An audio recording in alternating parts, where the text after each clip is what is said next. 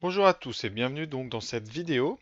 Alors cette vidéo, aujourd'hui, elle a pour thème la division euclidienne et les modulos. C'est-à-dire que je vous ai donné une première définition de la congruence modulo n avec une histoire de divisibilité. Et bien maintenant, je vais vous en donner une deuxième qui va parler de la division euclidienne. Donc, tout d'abord, je vous rappelle en jaune devant vous la propriété, enfin la définition que j'avais donnée, et j'avais dit que deux entiers relatifs étaient congrus modulo m si leur soustraction, si leur différence était un multiple de m. Et on avait fait comme ça plein d'exercices que j'espère vous avez fait. Maintenant, on attaque l'étape numéro 2. Je vais vous donner une deuxième définition. Alors, avant de la donner, je vais d'abord la préparer et vous amener un petit peu à sentir le besoin d'avoir cette définition. Alors, la propriété que je vais démontrer en premier, c'est que si on prend un entier relatif A et un module M, qui servira à faire les modulos, c'est pour ça qu'on appelle ça un module, eh bien, vous ne pouvez pas, A ne peut pas être égal à deux entiers différents qui seraient entre 0 et m-1. Ça veut dire que quand on a un modulo M, chaque entier n'a qu'un correspondant entre 0 et m-1. C'est-à-dire qu'un nombre, je vais vous donner un petit exemple avant de faire, si vous prenez 177 modulo 6, eh bien, vous n'aurez qu'une seule valeur égale à 177 modulo 6 entre 0 et 5. Cette valeur, modulo 6, alors je peux vous la trouver, puisque 177 c'est 180 moins 3, donc 117 est égal à moins 3, qui lui-même est égal à, on peut rajouter 6, égal à 3. C'est très simple, 177 est égal à 3 modulo 6. Vous ne trouverez pas un autre nombre égal à 177 qui est entre 0 et 5. Voilà ce qu'on va démontrer. Ça a l'air tout à fait évident, mais c'est capital pour la suite, parce qu'après, on va chercher qui est justement ce nombre compris entre 0 et moins 1. Et la division euclidienne va pointer son nez. Alors, la démonstration est d'ailleurs assez jolie, et on le réutilisera plusieurs fois dans l'année. Donc, on suppose que A est égal à R1 et que A est égal à R2. On traduit. Alors, d'après la définition en jaune, A égale R1 à R1, ça signifie que A moins R1 est un multiple de M. Et donc, chapitre précédent sur la divisibilité, il existe donc K1, un antiratif tel que A- égale K1 fois M. De même avec R2, on en déduit l'existence de K2, un autre antiratif tel que A moins R2 est égal à... Voilà. Valeur de A dans les deux relations. Ça veut dire que A est à la fois égal à R1 plus K1M et à R2 plus K2 fois M. Et ainsi, R1 moins R2 est égal à K2 moins K, factorisé à 1 droite. Voilà. Maintenant, on va étudier la différence R1 moins R2. Vous savez que R1 est entre 0 et M, strictement. R2 est entre 0 et M, donc moins R2 est entre 0 ici, et à gauche, vous aurez moins M. Donc, quand on ajoute ces deux encadrements, puisqu'ils sont dans le même sens, vous aurez ici entre strictement M et strictement moins M, parce que, si vous avez bien, j'ai fait une petite erreur d'encadrement. Ici, c'est strictement. Voilà. Vous savez, donc vous avez ici moins M, pardon, et M. Regardons maintenant de l'autre côté. Qu'est-ce qui peut se passer? Ça, c'est donc, ça veut dire ici qu'un M entre M et moins. On va diviser par cet encadrement et on obtient donc ici moins 1 est strictement inférieur à K2 moins K1. Strictement inférieur. K2 et K1 sont deux relatifs, donc ici, ceci, c'est moins 1, il n'y en a qu'un. C'est 0, K1. Alors que ça nous apporte? Eh bien ici, donc je vais changer de couleur pour bien que vous voyez. K1 égale ici, 1 moins R1 égale 1 moins R2. On vient de montrer que si un nombre était égal à R1 et aussi égal à R2 avec deux nombres entre 0 et strictement M, eh bien ces deux nombres R1 et R2 étaient égaux. Donc chaque entier relatif entre moins l'infini et plus l'infini n'aura pour chaque modulo qu'un équivalent entre 0 et M exclu. Voilà. Et ça, c'est très important. Donc maintenant, on va chercher qui est cet entier entre 0 et moins 1. Et c'est la division euclidienne qui va nous donner la réponse. Voilà, donc maintenant le théorème de la division euclidienne. Je vous le rappelle, c'est le théorème de la division euclidienne dans Z, avec des négatifs aussi. Donc je prends deux entiers A et B, négatifs ou positifs. Eh bien, le théorème nous dit qu'il existe un couple unique QR, alors Q est dans Z et R sera dans N, tel que A peut s'écrire B fois Q plus R, et très important, ce R c'est le reste, il est supérieur ou égal à 0, mais strictement plus petit que B. Voilà. Cela donne un nombre de restes qui est toujours, si vous divisez par B, vous aurez B reste possible de 0 jusqu'à B-1. Alors, un exemple, pour ceux qui n'ont pas fait beaucoup de division avec des négatifs, moins 34 par 6, ça donne, par exemple, moins 34, qui vaut ici, donc, moins 6 fois 6, moins 36, plus 2, et donc, vous avez bien ici un reste entre 0 et 6. Peut-être un deuxième exemple, on va faire moins 47. 40, c'est un multiple de 47 légèrement supérieur, multiple de 7 légèrement supérieur, donc c'est 49.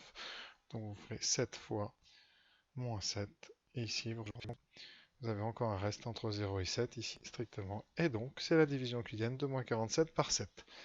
Voilà.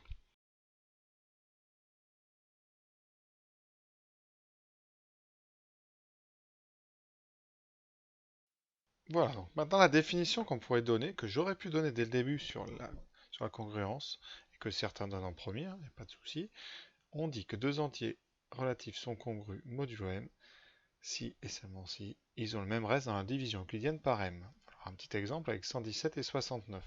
Donc je vais faire la division de 117 par 8 et la division de 69 par 8. Ça me donne donc 117 qui vaut 14 fois 8 plus 5 et 69 vaut 8 fois 8, 4 plus 5. Les deux ont un reste égal à 5. Conclusion, 117 est égal à 69 modulo 8.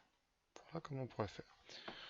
Moi, j'avais préféré la première définition, puisqu'elle me paraissait plus facile. Pour ma définition, ça donnait 160 moins 69. On calcule.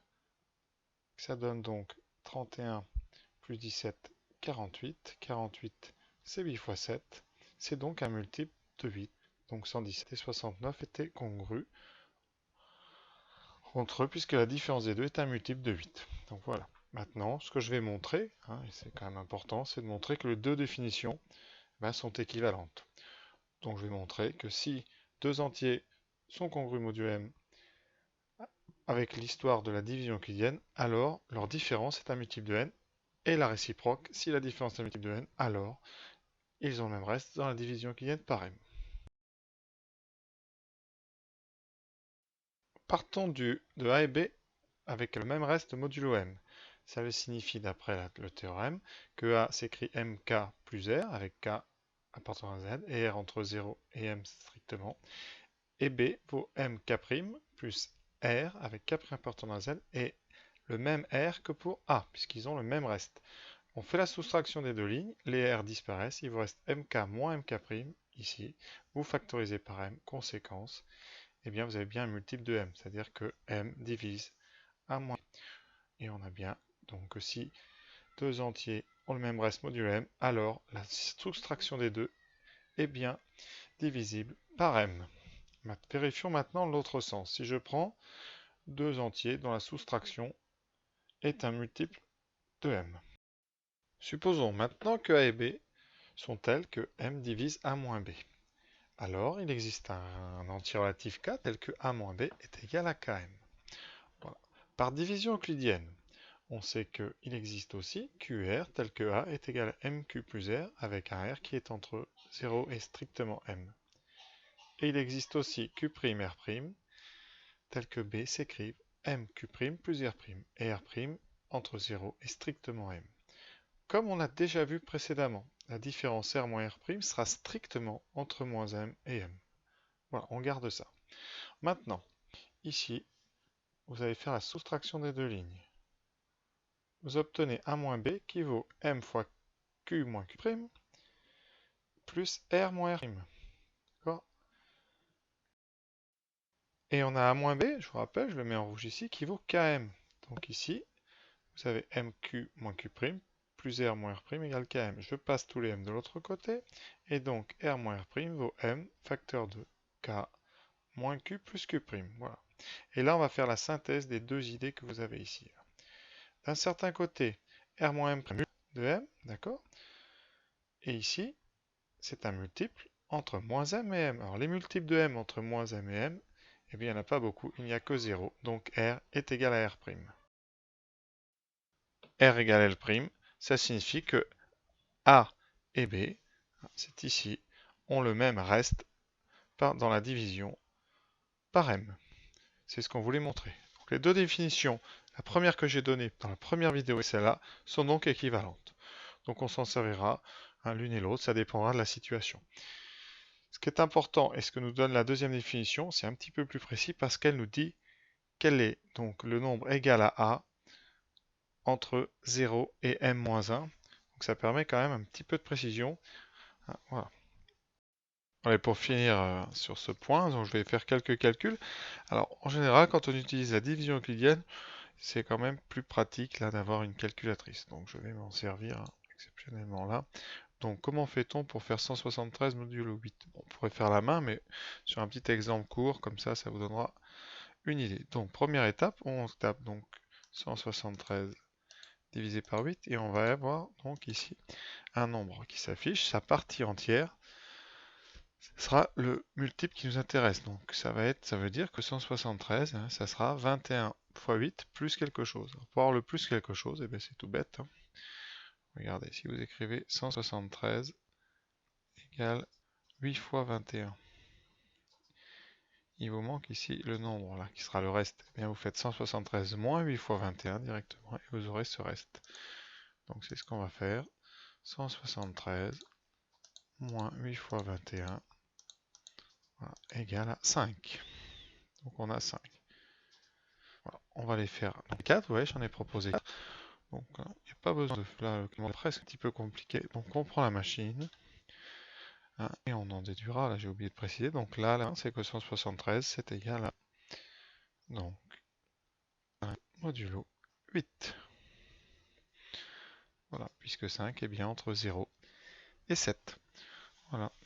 D'ailleurs, on peut en déduire une autre chose ici, vous voyez, 173. Si vous considérez que c'est la division de 173 par 20, c'est-à-dire 173 c'est 21, je 8 plus 5, comme 5 est entre 0 et 21 strictement, 173 est ici, dans ce cas-là, est égal à 5 modulo 21. Alors c'est pas toujours le cas, mais vous voyez, parfois on peut inverser comme ça. Voilà, alors 1142. Donc j'allume la calculatrice. 1142, on fait diviser par 21. On ne garde que le 54 et on écrit 1142 moins 21 fois 54. Et le reste va s'afficher, c'est 8. D'accord? Donc ici 21 fois 54 plus 8, conséquence 1142 est congru à 8 modulo 21. Voilà, on peut comme ça, vous voyez. Je vais écrire les résultats des autres directement et les commenter comme ça à l'oral.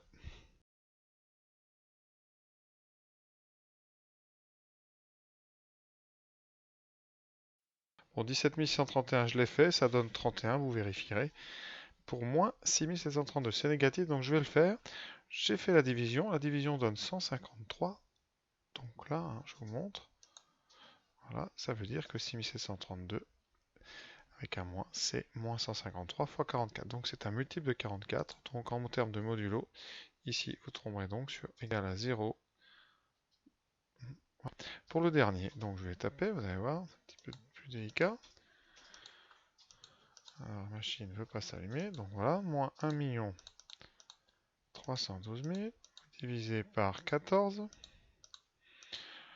Vous gardez le moins 71 450 et vous faites donc moins 1 312 et vous ajoutez donc 14 fois 71 450 et vous tombez sur moins 12. Alors là, ça veut dire pour l'instant qu'on a donc moins 1 312 000 est égal à moins 14 fois 71 450 moins 12. Donc modulo 14, notre nombre vaut moins 12, sauf que moins 12 n'est pas entre 0 et 13. C'est un nombre négatif, donc il va falloir prendre un autre nombre qui est égal à moins 12 modulo 14. Et ça, c'est assez simple à faire. Il faudra rajouter 14 pour trouver 2. Donc, vous voyez, quand c'est négatif, il y a la calculatrice. Il faut faire ça un petit peu intelligemment, quoi. Voilà. Donc, c'est tout ce que je vous dirais sur cette division euclidienne pour l'instant. Alors, il n'y a pas d'exercice prévu, hein, à la suite du programme. C'est un cours encore. C'est les congruences et les propriétés, hein. Comment manipuler donc les égalités entre elles, qu'est-ce qu'on a le droit de faire, les équivalences, les implications. Voilà. Je vous remercie encore d'avoir écouté cette vidéo et comme d'habitude, hein, n'hésitez pas à en parler autour de vous et à liker si elle vous a plu.